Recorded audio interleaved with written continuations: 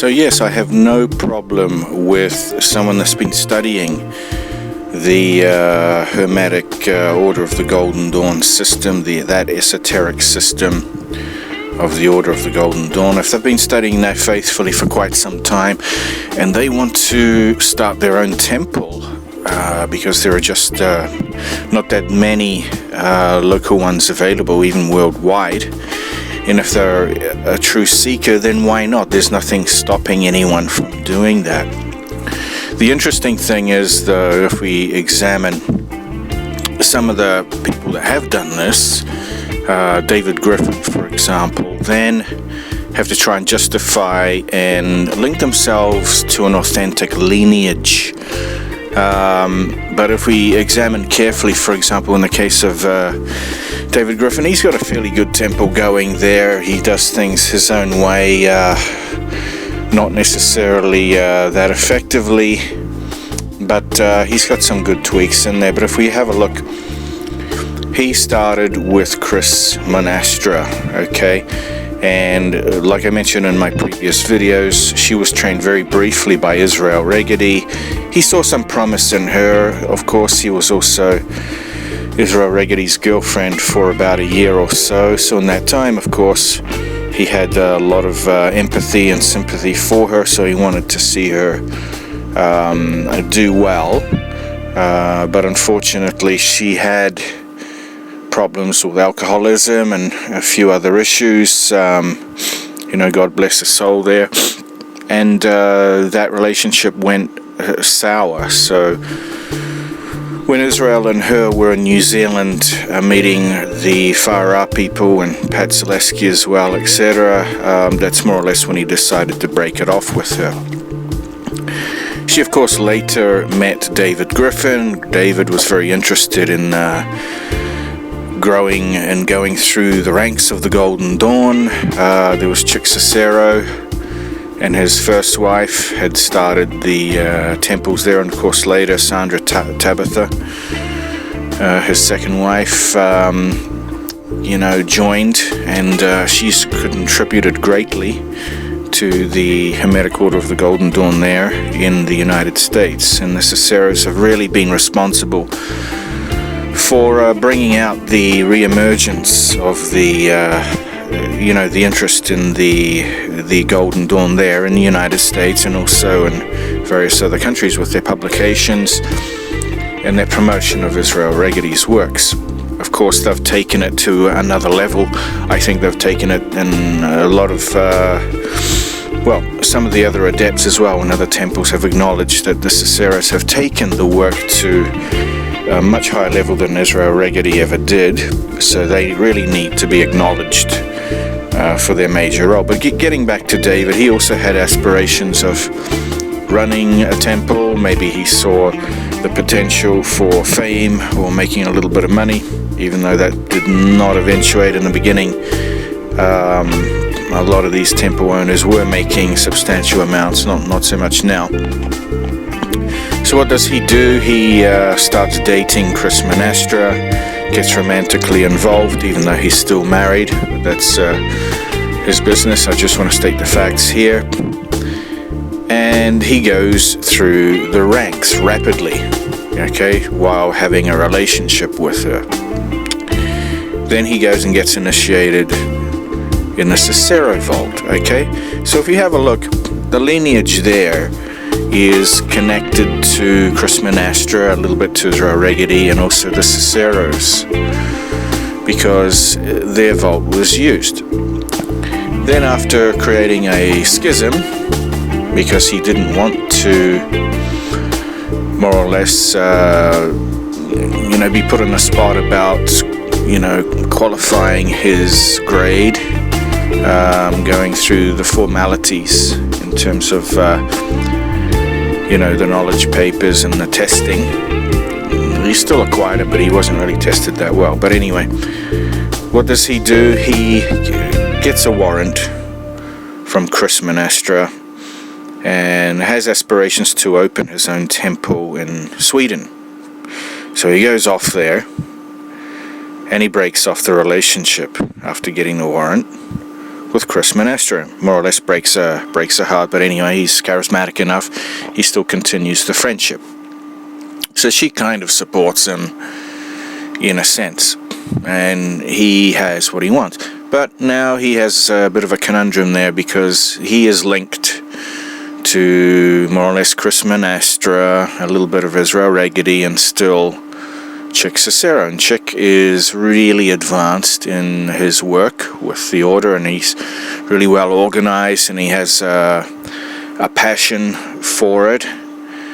And if you notice, it's a very big organization, and they haven't had that many schisms really. He's not really into causing that much friction. So the story that David Griffin put about is incorrect, because it was David that created that. He was the reason that relationship went south.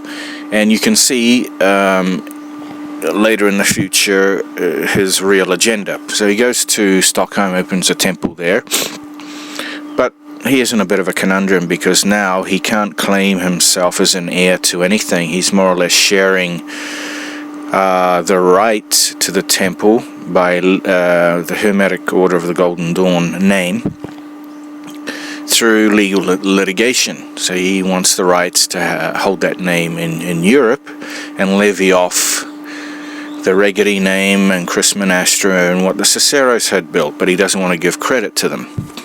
So what does he do? He goes to France, and while he's there, he claims that he is contacted by Frater L.E.T. And he claims this Frater L.E.T. is from the same organization going back over 100 years ago that initiated Mackenzie and later Mathers. Okay, and we know that is a very dubious claim, because when you think about it, why would they know that David Griffin was in Paris, France? There are millions of people there, and many more millions of tourists that go to France. You mean to tell me that all of a sudden, just because David goes there, there's some sort of flashing spiritual light that indicates, I am here, I have arrived, and this so-called Frater L.E.T. can contact him? Think about it. They wouldn't even know where he was staying. And the most important thing is, why would they bother with David Griffin? He wasn't anything. There were very higher people, like the Ciceros. Even Israel Raggedy was not contacted by this Frater L.E.T. The Farara people, who had a direct lineage to the Stella Matutina, were not contacted by Frater L.E.T. And there were various other high-level adepts at that time before David Griffin. They were not contacted by Frater L.E.T. But all of a sudden,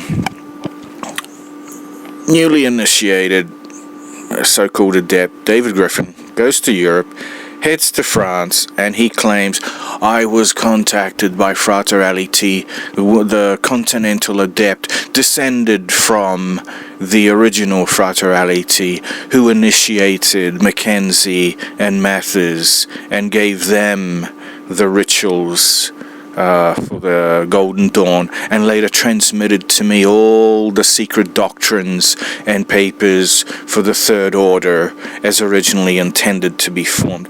Does that make any sense to you? Can you really, are you that gullible to believe that kind of nonsense? Because when we really examine the story, it was clearly made up. Frater L.E.T. was clearly made up by Mathers, or it was channeled. He was not. It's very doubtful that he was an actual living person. It's more like a spiritual entity. He may have even been the angel Raphael that inspired him, because nobody else, through the successive years, no other high-level adept in the 80 years or so afterwards were ever able to find a trace of Frater L.E.T. and were never contacted. So how can David Griffin, a so-called upstart in the Order, go to Stockholm, head over to Paris, and then claim, yes, Frater L.E.T. just came out of the woodwork. He contacted me and he gave me all the papers. He initiated me. I am the heir to Mathis. It's total nonsense. So anyway, that was the link that he tried to perpetuate to the gullible, and there have been quite a few gullible people, unfortunately, people that do not think. And he's still claiming on his website that he is the heir. Now, also examine the photos of him, and notice photos of very pompous people that give themselves self-importance. Do you notice any similarities? But look at his pictures. Okay? That gives you another clue as to whether someone is humble or not, by the pictures of themselves and self-promotion.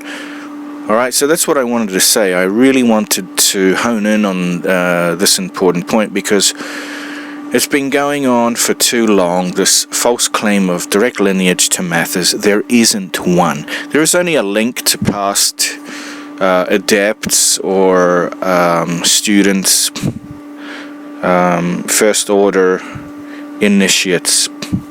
But when the temples closed, when the schisms happened, when Mathis died, all those links were lost.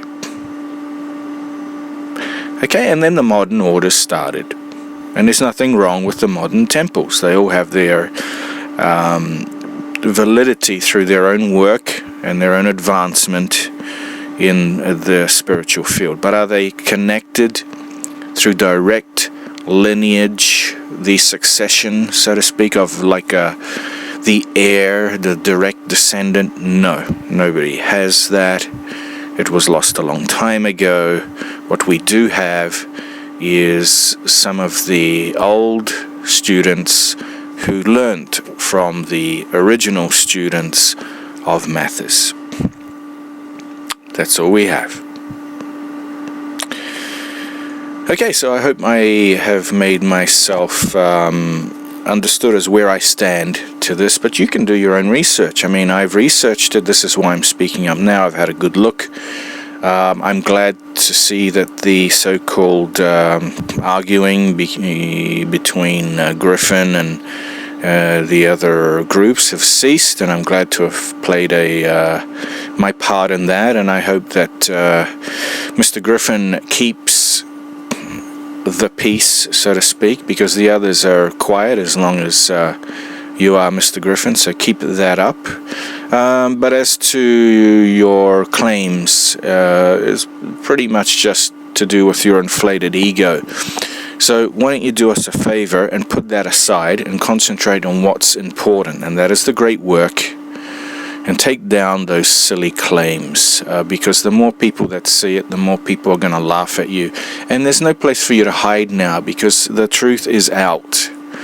Okay, your so-called lineage as the heir, the direct heir to Mathis, is false. It's fake, and it's absurd to continue claiming that. We're not idiots here. Okay, you're talking to a generation and in an era where background checks are easily made. I've checked you out as well, so you make a lot of grandiose claims, and the truth is a very different matter, like the Israel Regedi Rose Cross Lamen. It belongs to Elsa. It is not the lamen that Israel Regedi made and used in ceremonial ritual. Okay? So that's the truth. So let's lay the truth on the table. And, okay, let's move on from there.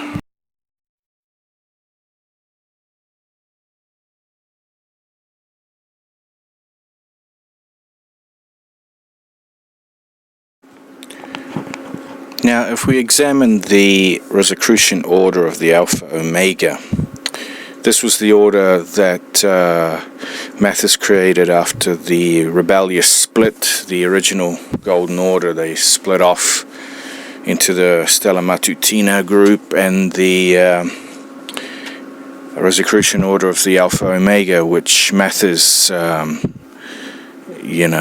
controlled. And he had smaller numbers, because most of the rebels from the original Golden Dawn Order, they sided with the Falcons, etc. So if we examine the Rosicrucian Order of the Alpha Omega, and if we have a look at David Griffin's claims that he is the heir apparent by mutual consent, although this mutual consent, there's no evidence of any connection. It's just his claim. Without proof, anybody can claim anything, right? But anyway, let's examine the facts a little bit more closely. So he claims that he's the heir apparent to the Rosicrucian Order of the Alpha Omega. This is the break-off group that Mathers formed.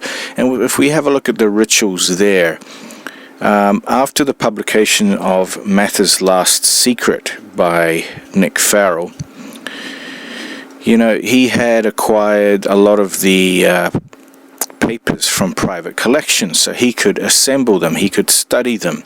And when he published the book, it was apparent that what David Griffin was using was, in fact, Reggedy's papers. Okay, now if he actually was in touch with this supposed mythic, mysterious Frater L.E.T., they gave him the initiatory right to lineage, wouldn't you think that he would actually have some amazing new material that would have surpassed Mathers' original Golden Dawn? Because the papers, if we examine, of the Rosicrucian Order of the Alpha Omega are very lame in comparison. In fact, the structure is very Masonic and non-magical. This means that Mathers was in a decline. He no longer had his connection. And Griffin doesn't even have that. He had Reggedy's papers. Okay, now after Nick Farrell published the book, what happened is that David Griffin went on the offensive because he was exposed. He wasn't deliberately exposed. Mr. Farrell was not targeting him at all. He was just making public the papers orders of, the ROAO had been dead for a long time. He made it available for historical purposes, and good on him, because at that point we could actually see once again these bogus groups. And in my opinion, this includes Mr. Griffin, that he is the heir through direct connection and mutual consent. Okay, but he had only Reggedy's papers. His rituals were based on Reggedy's papers, and we have that information because a lot, and I'm talking about a lot of ex-members of Griffin's temple, have clearly stated that when they read the book, they were shocked because they realized that Mr. Griffin was really living a lie, and he had really pulled the wool over their eyes in many regards, even as to the papers that he had. They were direct copies of Reggedy's. The information that was in Mathers' Last Secret really revealed the true rituals and teachings of the Rosicrucian Order of the Alpha Omega, and there was a big disparity with what David Griffin was teaching in his temple. So after the book came out, he went on the offensive and he slammed Mr. Farrell and whatever for no other reason other than because he was embarrassed. Naturally, he had to act to save his reputation, to make sure that the big lie was created by him was contained, and his reputation didn't take too much of a beating, but which it did actually. So, I mean, they are the facts, and I would recommend everybody to read Mathers' Last Secret by Nick Farrell. You'll really see the true rituals and teachings of the Alpha Omega for the first time.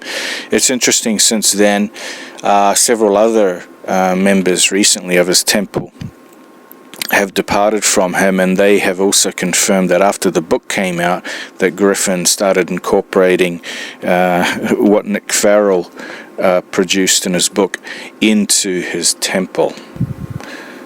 Okay, so David Griffin it was apparent, only utilized the true Alpha Omega teachings from Nick Farrell's book. And then, of course, he went on the attack and claimed that Nick Farrell breached his oath and printed copyright material, which is nonsense anyway. It's absolute nonsense. Okay, but there's something else you should examine. You should examine that carefully, because that is the fact. Now, the ROAO, in comparison with the original Golden Dawn and the Stella Matutina, is quite lame. Okay, there's no progression. Mather's ignored the third order altogether in any of the higher teachings. He did not produce anything